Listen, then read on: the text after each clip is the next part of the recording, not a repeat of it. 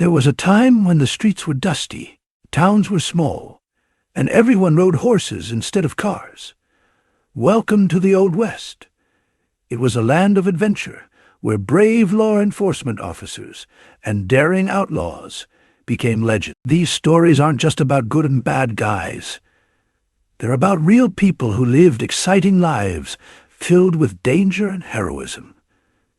In the Old West, lawmen were like the superheroes of their time. They wore badges and kept the peace, protecting towns from bandits and bringing justice to the wild frontier. Names like Wyatt Earp and Wild Bill Hickok became famous because they were fearless and stood up to criminals, even when the odds were against them.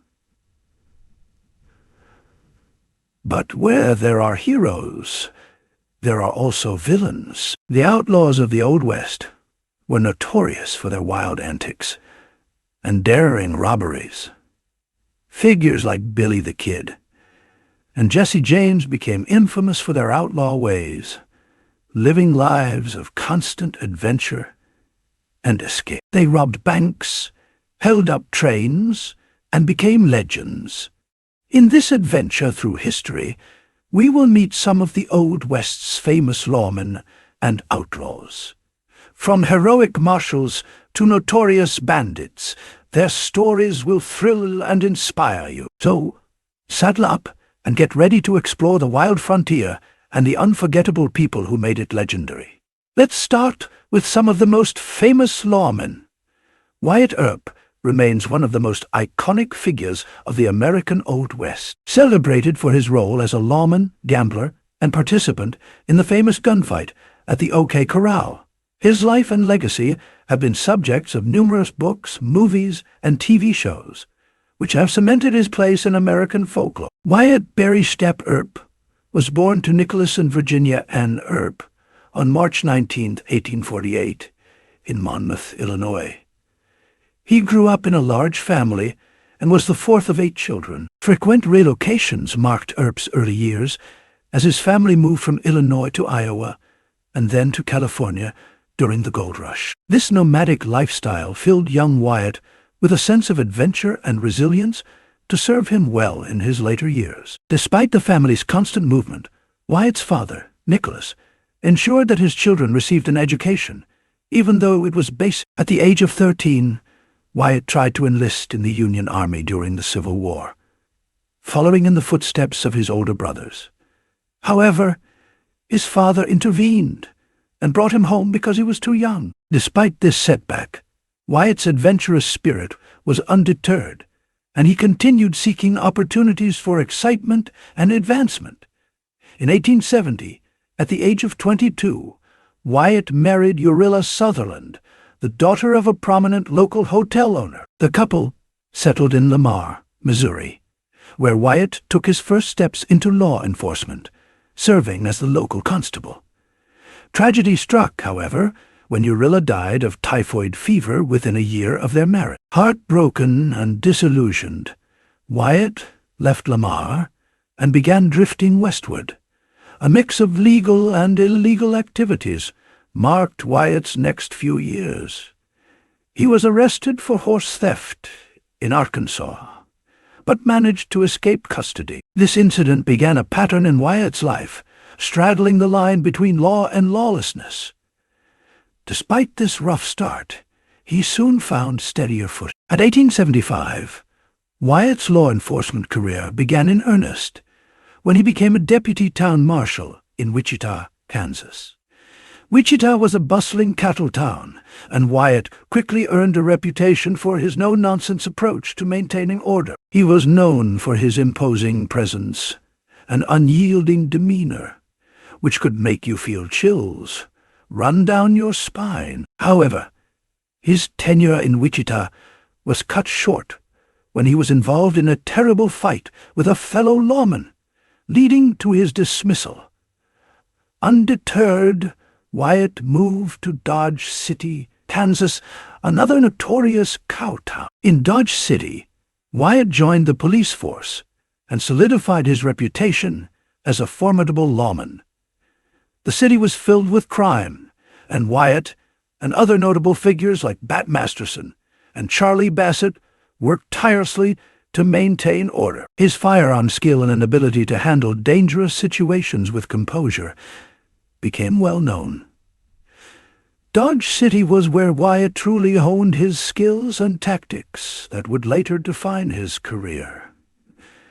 Wyatt's years in Dodge City were formed. He dealt with drunken cowboys, violent outlaws, and the lawlessness that defined the American frontier.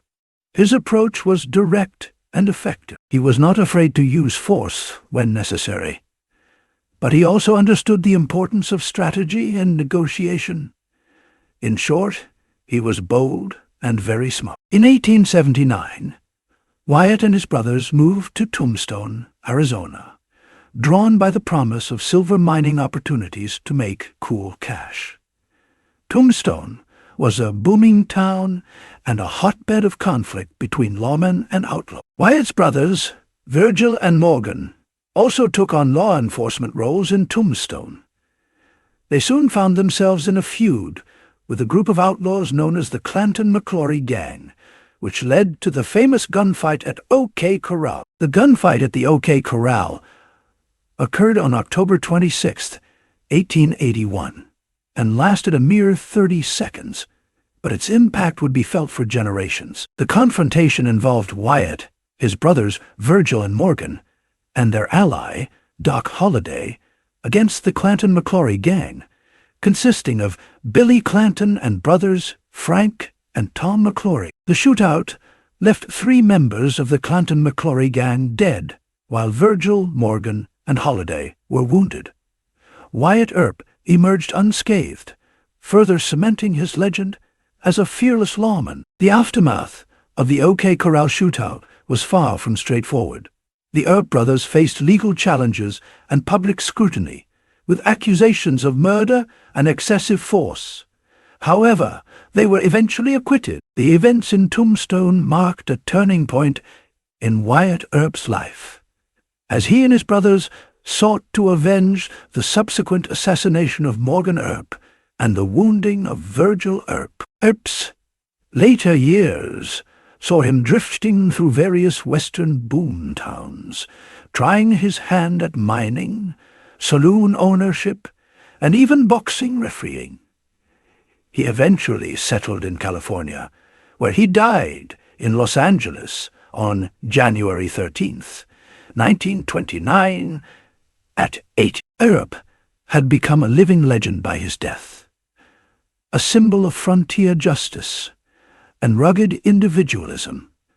Wyatt Earp's legacy has been immortalized in American popular culture. His life and the gunfight at the OK Corral have been the subject of countless books, movies, and television shows. Films like My Darling Clementine, Gunfight at the OK Corral, and Tombstone have cemented Earp's status as a quintessential Old West hero. Actors like Henry Fonda, Burt Lancaster, and Kurt Russell have portrayed Earp, each adding their interpretation to the lawman's storied life. Famous lawmen too, Pat Garrett, Patrick Floyd, Jarvis Garrett, more commonly known as Pat Garrett, was born on June 5, 1850, in Chambers County, Alabama.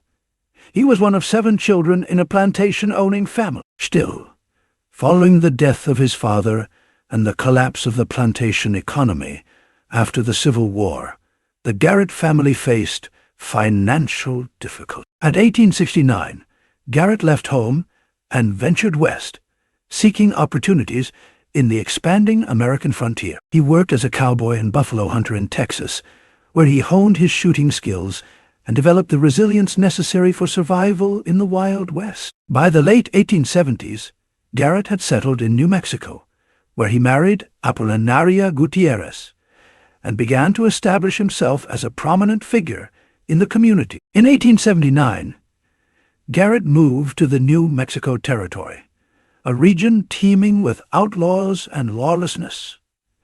Initially, he worked as a bartender in the notorious frontier town of Fort Sumner. His imposing stature and reputation as a crack shot soon caught the attention of local law enforcement officials.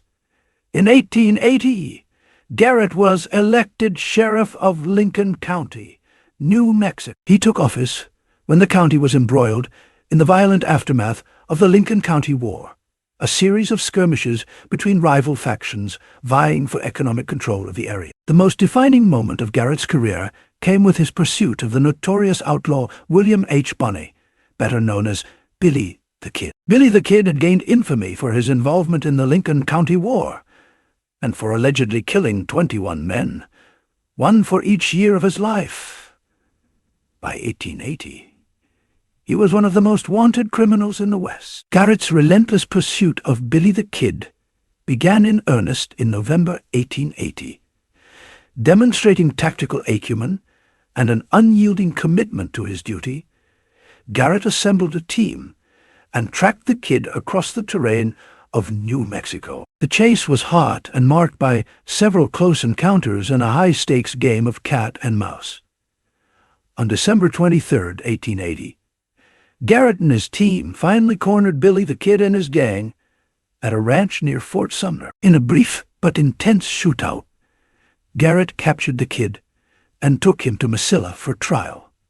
In April 1881, Billy the Kid was convicted of murder and sentenced to death by hanging. However, in a dramatic turn of events, the Kid escaped from the Lincoln County Jail on April 28, 1881, killing 2 deputies in the process. Determined to bring the outlaw to justice, Garrett resumed his pursuit. On the night of July 14, 1881, Garrett received a tip that Billy the Kid was hiding at the home of Pete Maxwell in Fort Sumner.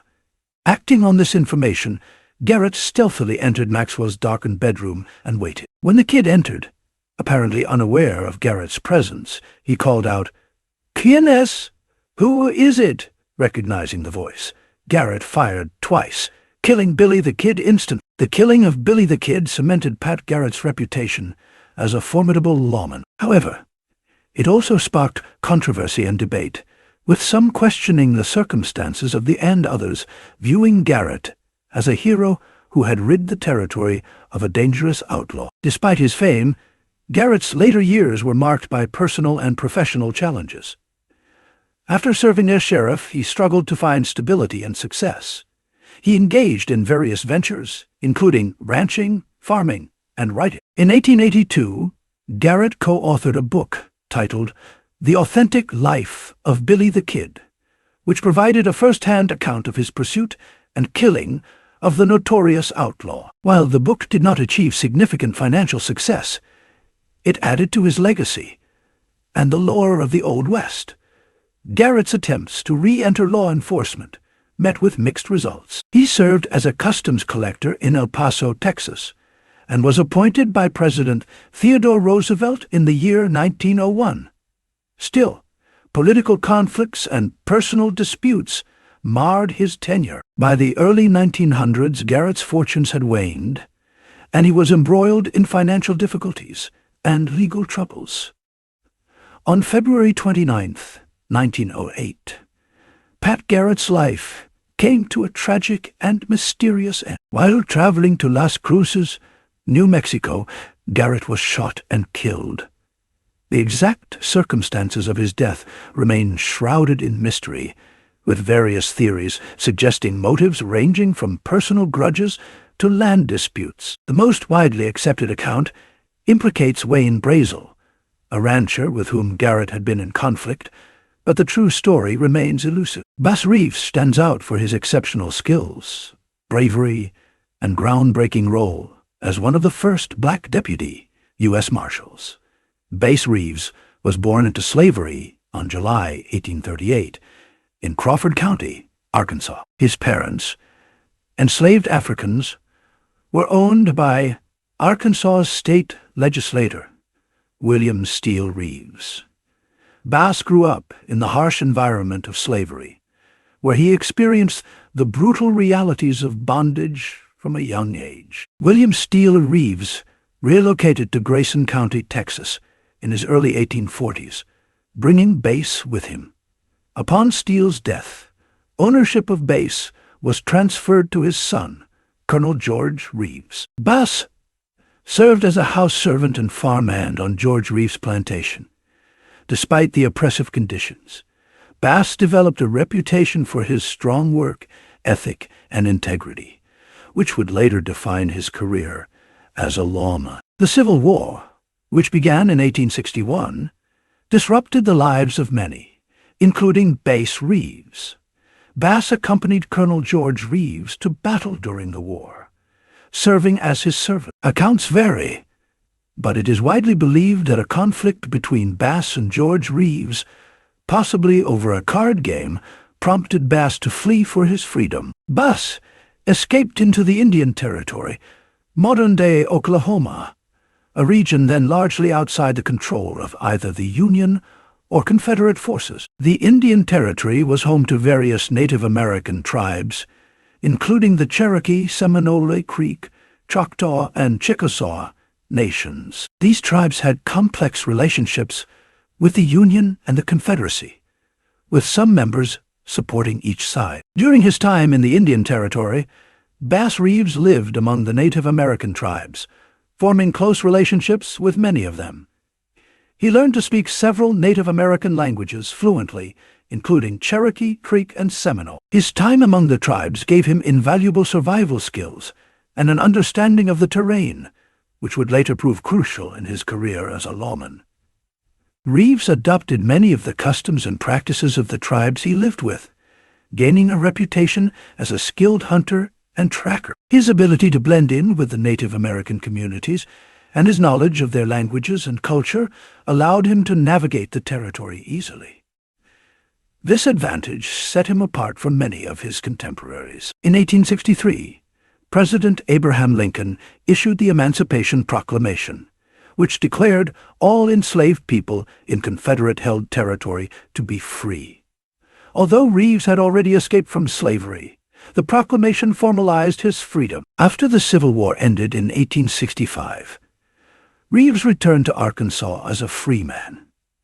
Reeves then settled near Van Buren, Arkansas, where he reunited with his family and began farming. He married Nellie Jenny, and the couple eventually had 11 children together.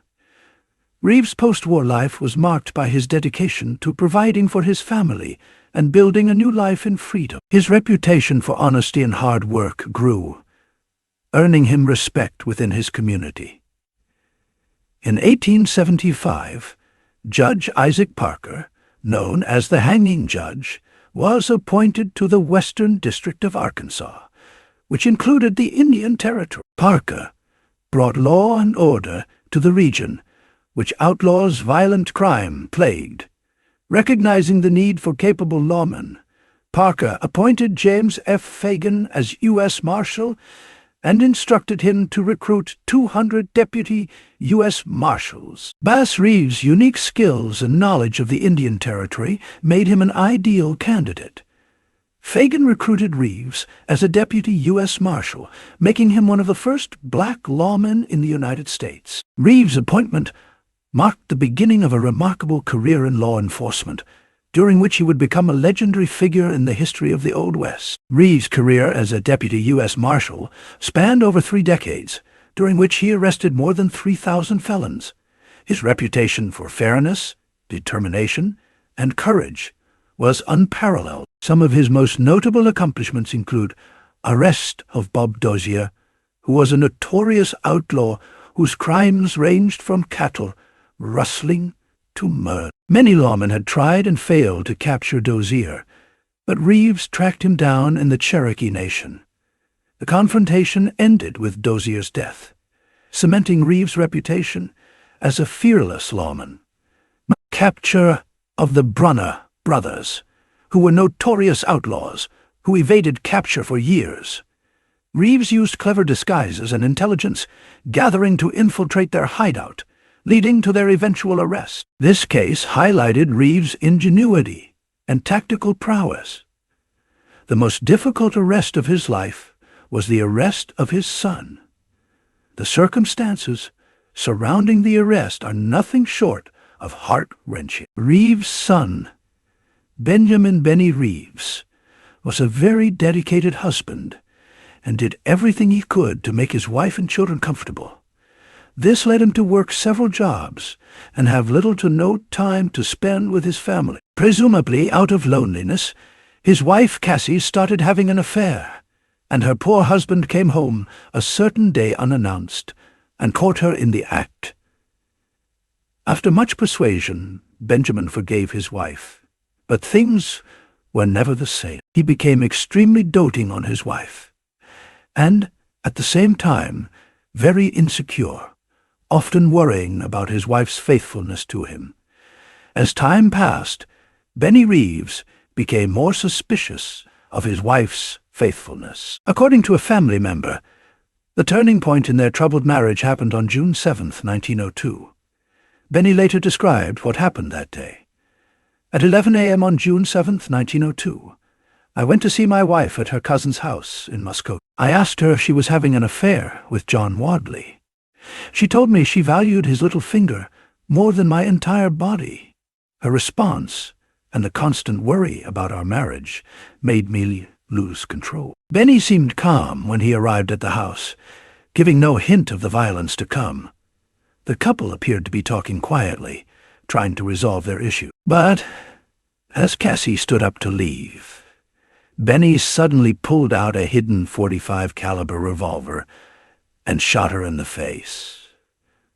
The first shot killed her instantly, but he fired a second shot anyway. Afterward, Benny tried to shoot himself, but the bullet only grazed his head. He then fled the scene, leaving behind a tragic example of how jealousy and anger can lead to devastating actions. When the warrant for Benny's arrest was issued, Bass Reeves faced a heart-wrenching decision. Despite the familial bond, Reeves believed no one was above the law, regardless of their relationship with him. With the same sense of duty and fairness that characterized his entire career, Reeves accepted the warrant and took on the responsibility of apprehending his son. Reeves tracked Benny down and, with a heavy heart, arrested him. After retiring from the U.S. Marshal Service in 1907, Reeves continued to serve in law enforcement as a city policeman in Muskogee, Oklahoma. Despite advancing, he maintained his commitment to upholding the law and order until his health declined. Bass Reeves' date of Bright's disease, a historical classification of kidney diseases, on January 12, 2018, in Muskogee, Oklahoma. Bright's disease is characterized by inflammation of the kidneys. This was a common but poorly understood condition at the time, often leading to renal failure. Now, away from the lawman, let's head over to the most famous outlaws that terrorized the Wild West. Billy, the Kid, originally named Henry McCarty, but later known as William H. Bonney, had a challenging early life influenced by family and the wild American West. Born around 1859, he took the name Bonney from his mother Catherine's family, and was raised by her partner, William Antrim, after his biological father disappeared. Around 1865, Billy and his brother traveled west with their mother and Antrim, settling Indiana. By 1870, they had moved to Wichita, Kansas, and later continued westward along cattle trails. In 1873, Catherine and William Antrim officially married and made their home in New Mexico Territory, while his stepfather toiled away in the mines for long stretches. Young Billy and his brother Joe enjoyed their days attending school, playing with friends, and helping their mother, Catherine. Catherine took in boarders to make ends meet, and their family became beloved community members. Sadly, Catherine's health began to fail, and she passed away a year later at just 45 years old. Her husband, busy with mining duties, missed her funeral. Friends' parents stepped in to comfort 13-year-old Billy and 11-year-old Joe as they said their final goodbyes to their mother. When their stepfather returned, he showed no interest in raising the boys, so they were sent to separate foster homes. Joe went to live with an acquaintance who ran a social club, where he was exposed to drinking, gambling, and drugs at an early age, habits that would haunt him until he died at 1930. Meanwhile, young Billy found refuge with the Truesdale family, whose matriarch had been a close friend of his mother's. After this upheaval, Antrim, their stepfather, disappeared from their lives for good. The next summer, Billy left the Truesdale home because of family problems. He moved to a nearby boarding house, where he quickly found trouble. One of his roommates stole clothes and guns from a Chinese laundry, and Billy helped hide these things in his room. When the stolen goods were found, Billy was arrested for stealing and thrown into jail. But Billy didn't stay locked up for long. After just 2 days, he squeezed his skinny body up the chimney of the jail and escaped. This was his first of many times running away from the law. The daring escape made it into the local newspaper the next day. It was the first time people saw Billy's name in print, but not the last.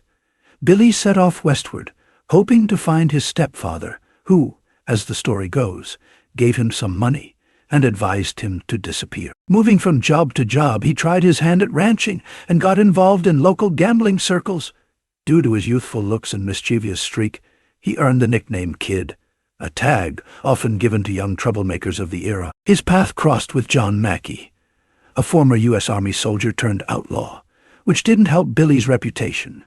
Together with Mackey's gang, Billy was caught stealing horses from U.S. soldiers. Despite being captured, Billy managed a daring escape during a distraction at a nearby dance, slipping away from the guards and avoiding capture once more. The turning point came when Billy the Kid killed his first man, reportedly in self-defense during a dispute. This act set him on a trajectory towards a life of crime as he became increasingly involved in cattle rustling and other illegal activities in Lincoln County War, a bloody conflict fueled by tensions between rival factions vying for economic and political control in the region.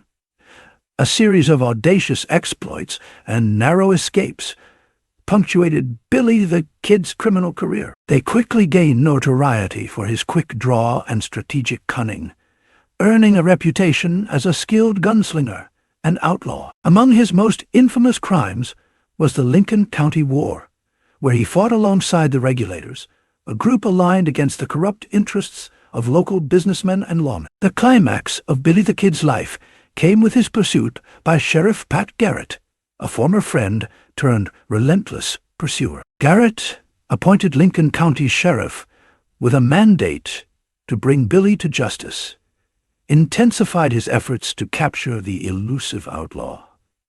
In a dramatic turn of events, Garrett eventually tracked Billy the Kid to Fort Sumner, New Mexico. On the night of July 14, 1881, Pat Garrett and his deputies closed in on Billy the Kid at the Maxwell Ranch, where he had sought refuge. In a tense confrontation, Garrett fatally shot Billy the Kid, bringing an end to one of the West's most notorious outlaws. Billy the Kid's death, at the age of around 21, marked the conclusion of a short but eventful life defined by violence and rebellion.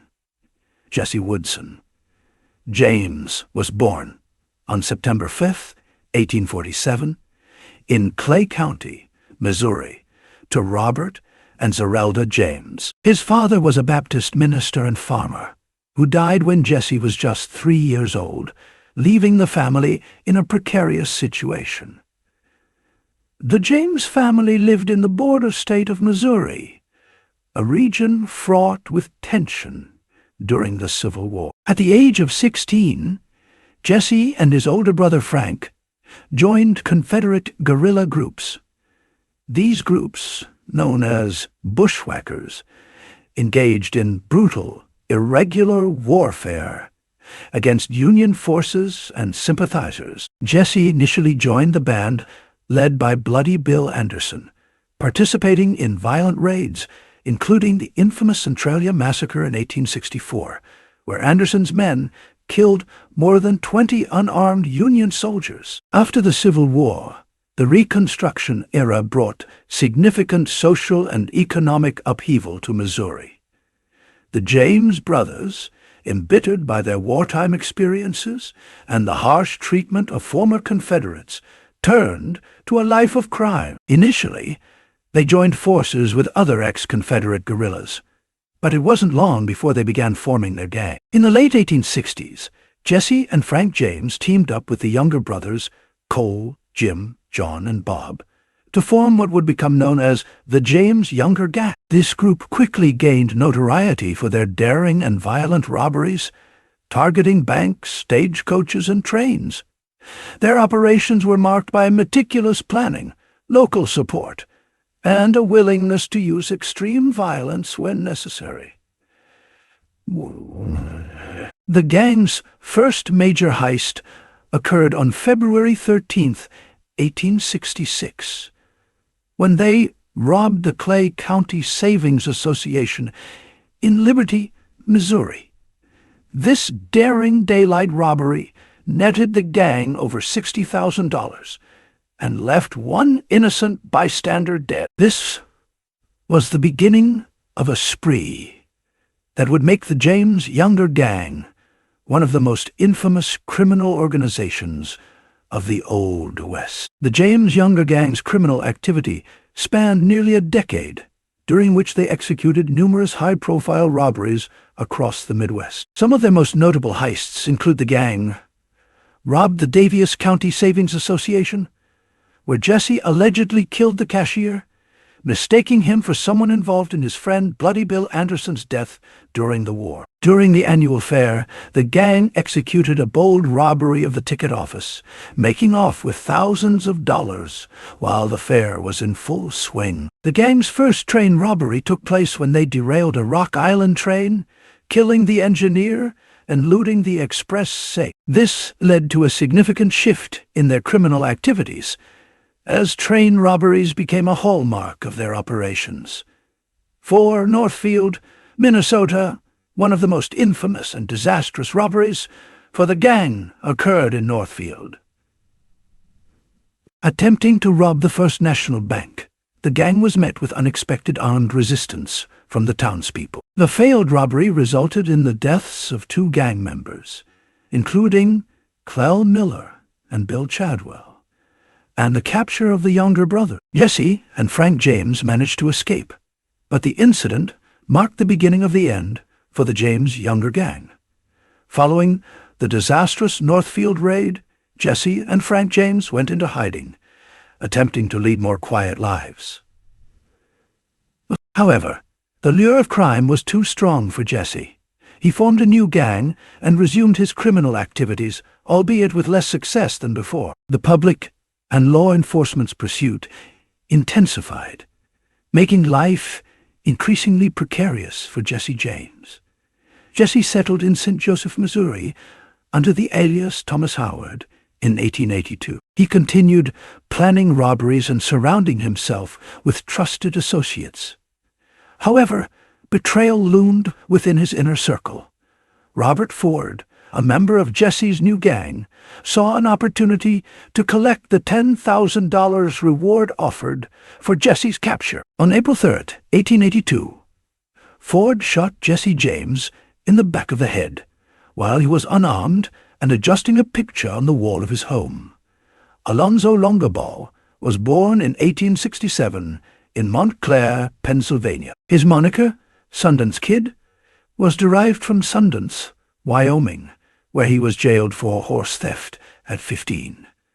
Following his release, Longabaugh drifted into a life of crime, gradually building a reputation as a skilled gunman and adept horseman. The turning point in Longabaugh's criminal career came when he met Robert Leroy Parker, better known as Butch Cassidy. Cassidy, born in 1866 in Beaver, Utah, had already established himself as a prominent outlaw and the leader of the Wild Bunch, a gang notorious for their train and bank robberies. The exact circumstances of their meeting are quite sketchy, but their partnership became one of the most infamous in Old West history.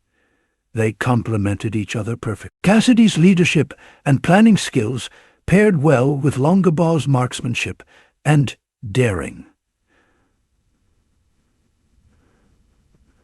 The Wild Bunch also known as the Hole-in-the-Wall Gang, operated primarily in the late 1890s and early 1900s. The gang's name was derived from their hideout in Wyoming's Hole-in-the-Wall Pass, a remote and easily defensible location. The Wild Bunch became notorious for their well-planned and executed robberies, often targeting banks and trains across several states. One of their most famous heists occurred on June 2, 1899, when the gang robbed a Union Pacific Overland flyer near Wilcox, Wyoming.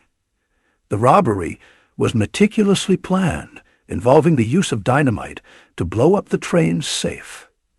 The gang escaped with substantial money, and the robbery became legendary. Another significant robbery occurred on September 19th, when the Wild Bunch held up a Great Northern Railway train near Wagner, Montana. The gang netted around $65,000, a staggering sum. These robberies, among others, cemented the Wild Bunch's reputation and led to increased efforts by law enforcement to capture them. As law enforcement intensified their pursuit, the Wild Bunch began feeling pressure. By the early 1900s, Butch Cassidy and the Sundance Kid decided it was time to leave the United States. Along with Sundance's companion, Etta Place, they fled to South America in 1900, seeking refuge in Argentina.